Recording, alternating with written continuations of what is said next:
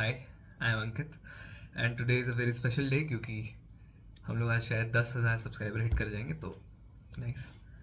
आज मैं लेके आया हूँ आपके लिए केमिस्ट्री के लिए सबसे बेस्ट स्ट्रैटेजी, जिससे आप अभी जो आप स्कोर कर रहे हो लगभग 100 के आसपास, उससे नीचे, तो अभी आप स्कोर को बढ़ा के उसको 140 150 तक कर सकते हो। स्कोरिंग सब्जेक्ट है बहुत ज़्यादा केमिस्ट्री, तो उस पर थोड़ी सी जो फोकस कर लोगे काम निकल जाएगा तुम्हारा। फर्स्टली देखो, 3 पार्ट में हमने बांटा हुआ है: फिजिकल केमिस्ट्री, ऑर्गेनिक, इनऑर्गेनिक। इस ऑर्गेनिक और इनऑर्गेनिक, ये जो फिजिकल केमिस्ट्री है ना, ये थोड़ा सा ट्रिकी हो जाता है। ट्रिकी क्या कि अगर तुम्हें इसमें फॉर्मूलाज याद है तो तुम इसके लगभग 75% क्वेश्चन कर लोगे, लेकिन जो इसके 25% क्वेश्चन बचते हैं वो थोड़े होते हैं कॉन्सेप्ट बेस्ड। तो फिजिकल को तुमको अपने एंड पे डील करना है, क्योंकि अगर अभी तक तुमने फिजिकल अच्छे से किया होगा तब तुम कर लोगे, अगर नहीं किया होगा तो अब नहीं कर सकते हो भाई, सॉरी, रियलिटी है। अब आ जाओ, तुम्हारे पास बचता है इनऑर्गेनिक और ऑर्गेनिक। सबसे पहले हम लोग पहले ये देख लो करना क्या है। अगर कोई भी चीज़ याद करनी होगी, क्योंकि मोस्टली ऑर्गेनिक और इनऑर्गेनिक क्या है, हमें याद करनी है, तो याद करने के लिए सबसे पहले उसको शॉर्ट थोड़ा करो, शॉर्ट नोट्स बना लो। स्टिकी नोट्स वगैरह तुम्हारे अपने पे है, अगर बनाते हो तो बनाओ, नहीं तो रिपीटेड राइटिंग करो, बार बार लिखो। क्या करो, ये इतने पॉइंट से पहले 4 पॉइंट से तुम्हारे याद करने के लिए 4 पॉइंट याद किया तुमने, नहीं जितने हुए उसको दूसरी शीट पे लिखो, फिर उसमें जितने नहीं हुए दूसरी शीट पे लिखो। तुमने 3 बार लिखा ना, सब डन, खत्म, याद है तुम्हें सब कुछ। एक्टिव रिकॉल करने की कोशिश करो, बार बार रिकॉल कर रहे हैं कि हाँ वहाँ पे ये था, वहाँ पे ये था, वहाँ पे ये था, ऐसे करके रिकॉल करोगे। बार बार बुक देख लोगे, रीड कर रहे हो, उससे याद नहीं होता है। तुम्हें लगेगा याद हो रहा है, हो भी जाता है इवेंचुअली, लेकिन एक्टिव रिकॉल बहुत अच्छा प्रोसेस रहता है। फिर करो तुम पीवाई की सॉल्व से करने से क्वेश्चन मैक्सिमम याद होते हैं, बहुत आसान हो जाता है उससे याद करना। तुम्हें वो लाइन जिंदगी भर ध्यान रहेगा कि अरे यार वो क्वेश्चन था ये, उससे ये हुआ था। बहुत ज़रूरी चीज़ है पीवाई। अब हम लोग इनऑर्गेनिक यहाँ पे लिख के लाए हुए हैं। इनऑर्गेनिक से पहले हम लोग देख लेंगे ऑर्गेनिक को क्या होता है। सबसे पहले इंपॉर्टेंट देखो, जो कॉन्सेप्चुअली इंपॉर्टेंट चैप्टर्स है, जैसे कि है जीओसी जीओसी और दूसरा है तुम्हारा आइसोमेरिज्म एंड नॉमेनक्लेचर।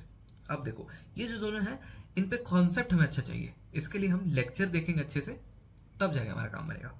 इसमें कॉन्सेप्ट होना चाहिए, नहीं हो कॉन्सेप्ट तो ये सारे जो हैं वो गड़बड़ा जाएंगे, ये सारे। तो इसके लिए हमें बहुत अच्छा कॉन्सेप्ट चाहिए। फिर आ जाओ, ये बाकी सब जो है ना, उसको एनसीईआरटी बेस्ड तुम कर सकते हो। एनसीईआरटी बेस्ड करोगे आराम से, तुम्हें जितना याद होगा उतना काफ़ी है। सिर्फ एनसीईआरटी की लाइन से क्वेश्चन बनता है इन बाकी चैप्टर में। हाइड्रोकार्बन्स हो गया, हैलोजन हो गया, अल्कोहल हो गया, अमीन्स हो गया, एल्डिहाइड, बायोमोलिक्यूल्स, पॉलीमर, इन सब में से एनसीईआरटी बेस्ड क्वेश्चन बनता है। तुम्हें लाइन से याद करनी है, इतना से इतना, डन, उतना ही आता ही है, खत्म। इसको रटो, सारे रिएक्शंस को, छोटे छोटे नोट्स बनाते जाओ, नोट्स बना के उसको रटते जाओ, रटते रटते जाओ, 15 दिन में तुम सारे कर लोगे। मुश्किल नहीं है, बहुत मुश्किल नहीं है। काफ़ी याद भी हुआ है तुम्हें, अब तो एग्जाम आ गया है, एकदम खत्म थोड़ी हुआ। ठीक है, तो ये हो गया तुम्हारे पास, ये मोस्टली एनसीईआरटी से आता है, तुम्हारा काम निपट जाएगा। अब आते हैं हम लोग इनऑर्गेनिक पे। इनऑर्गेनिक भी मोस्टली एनसीईआरटी से आता है, इसलिए मैंने बोला फिजिकल को तुमको अपने एंड पे संभालना है, क्योंकि फॉर्मूला बेस 75% कर लोगे। ऑर्गेनिक इनऑर्गेनिक के लिए मैं बता सकता हूँ, इनके लिए क्या करो, इनऑर्गेनिक को भी तुम मोस्टली एनसीईआरटी से चला सकते हो। पर देखो, इनऑर्गेनिक में तो ऑर्गेनिक से भी ज़्यादा एनसीईआरटी से आता है। इंटरेस्टिंगली इनऑर्गेनिक में एक भी ऐसा क्वेश्चन नहीं होगा जो तुम एनसीईआरटी में नहीं पढ़े होगे, बस थोड़ा एक आधा ट्रिकी हो सकता है जो कि तुम्हें समझ में नहीं है, वहाँ पे हो सकता है। तो अब देखो, केमिकल बॉन्डिंग, ठीक है, S block, P block, D and F block, periodicity and hydrogen, ये सारे रटने वाले चैप्टर हैं। और जितना एनसीईआरटी में है ना, एक एक लाइन उतना ही आता है, बाहर से एक पैसा का नहीं आता है कुछ भी। तो ये सब वहाँ से कर लेना है। अब देखो, इसमें क्या है ना, जो इनऑर्गेनिक है ना, बेसिक्स क्लियर होना चाहिए कि तुम पीरियोडिक टेबल कहाँ पे कहाँ से है कैलकुलेशन कर पा रहे हो, ये एक समझ होती है इसकी, कहाँ पे कौन सा इलेक्ट्रॉन कैसे फिलिंग होता है, ये सब की एक समझ होती है। तो जब तक बेसिक क्लियर नहीं हुआ ना, तो आगे के चैप्टर्स ये जो है समझ में नहीं आएंगे। तो पहले बेसिक्स को एक बार क्लियर, भागना नहीं है, आराम से बैठो, कोई लेक्चर अच्छा देखो, उससे बेसिक्स को क्लियर कर लो। एक बार बेसिक क्लियर हो जाएगा तो आगे चैप्टर पढ़ने में तुम्हें आसानी लगेगी।